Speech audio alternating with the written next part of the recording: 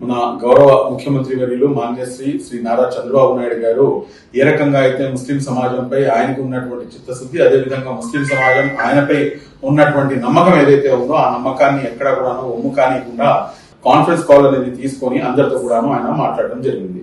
మరీ ముఖ్యంగా ఆయన అందులో మిమ్మల్ని అందరినీ కూడా నేను కాన్ఫరెన్స్ లో తీసుకోవడానికి ఏదైతే జరుగుతుందో, ఏదైతే ఇప్పుడు ఈ బిల్ ఏదైతే వస్తుందో ఇందులో మేము సాధించినటువంటి విజయం ఏంటి అనేది ఆయన స్పష్టంగా చెప్పడం జరిగింది.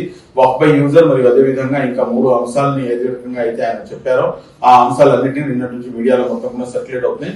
4 అంశాలు ప్రధానంగా టీడీపీ డిమాండ్ చేస్తుంది. అందులో నుంచి 4వ అంశం వచ్చేసి ముస్లిం ఏతరులను ఏదైతే వక్ఫ్ బోర్డ్ లో తీసుకునే అంశం ఏదైతే ఉందో వాళ్ళని దీంట్లోకి నాన్ ముస్లిం ఇంటర్ఫిరెన్స్ ఏదైతే ఉందో దాన్ని మేము ఎట్టి పరిస్థితుల్లో కూడాను మేము యాక్సెప్ట్ చేయము అని చెప్పేసి, దానిపై మేము పోరాటం చేస్తాము అని చెప్పేసి కూడాను ఈ సందర్భంగా ఆయన టెలికాన్ఫరెన్స్ లో చాలా స్పష్టంగా చెప్పడం జరిగింది.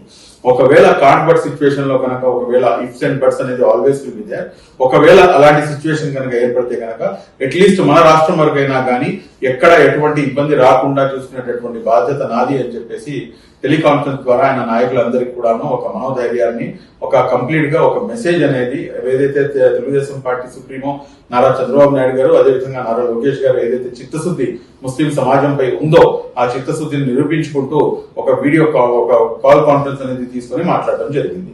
ఇందులో నేనైతే చాలా స్పష్టంగా చెప్తున్నాను, ఒకవేళ ఇన్షాల్లా సుమ్మా ఇన్షాల్లా ఖచ్చితంగా నాకైతే పూర్తి నమ్మకం ఉంది. ఎందుకంటే ఖచ్చితంగా ఈ అంశంపై ఆయన ఒప్పించాల్సినటువంటి అవసరం ఉంది, ఒప్పిస్తారు అని చెప్పేసి కూడా నేను భావిస్తున్నాను. ముస్లింలు ఏదైతే ముస్లిం ఏతరులు ఉన్నారో వాళ్ళని దీంట్లోకి తీసుకోవడం అనేది ఏమాత్రం కూడా సమంజసం కాదు అని చెప్పేసి స్వయాన తెలుగుదేశం పార్టీ సుప్రీమో గౌరవనీయులు నారా చంద్రబాబు నాయుడు గారు ఆయన అనుకుంటున్నారు. కాబట్టి ఖచ్చితంగా ఆ అంశాన్ని విజయం సాధిస్తారు అని చెప్పేసి కూడాను నేను ఆశాభావాన్ని వ్యక్తం చేస్తున్నాను. అదేవిధంగా మీరందరూ కూడాను ప్రార్థన చేయండి. సాయంత్రం ఖచ్చితంగా ఈ తెలుగుదేశం పార్టీ తరఫు నుంచి కూడాను పార్లమెంట్ లో ఈ అంశంపై లేవదీసే అవకాశం కూడాను చాలా స్పష్టంగా ఉంది. ఇన్షాల్లా 4వ అంశంలో కూడాను పూర్తి విజయం ఇన్షాల్లా. ఇప్పుడు దాకా అయితే ఏదైతే ఈ 3 అమెండ్మెంట్స్ ని మనం యాక్సెప్ట్ చేసుకున్నామో, యాక్సెప్ట్ చేయించాము కేంద్ర ప్రభుత్వం ద్వారా, దీని వల్ల almost 55 to 60% of the problem solve అయింది.